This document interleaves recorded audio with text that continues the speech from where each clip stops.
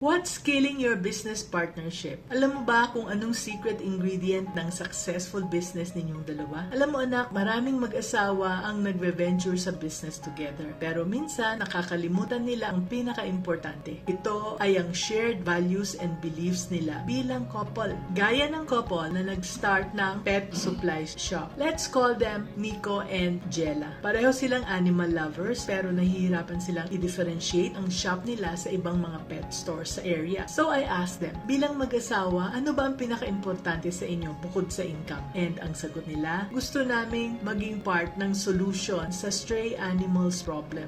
Eventually, ang ginawa nila, in-incorporate nila ang values nila sa pet shop. Nag-conduct sila ng free pet care monthly workshops. At naglagay din sila ng donation box para sa local animal shelter. At nag-donate ng portion ng sales nila monthly. Guess what happened? Maraming responsible pet owners ang natuwa at nag-support sa advocacy nila. Naging unique selling point pa ang values nila as a couple. Ang lesson is, take time to reflect on your values as a couple. What's important to both of you? What do you stand for together? How do you want your business to be remembered? Hindi naman kasi separate ang relationship values sa business ninyo. When your shared values are clear, your decisions become easier. You attract the right people, you build a strong company culture, and you create a business that you're both truly proud of. Kaya, let's be business-minded, Pinoy.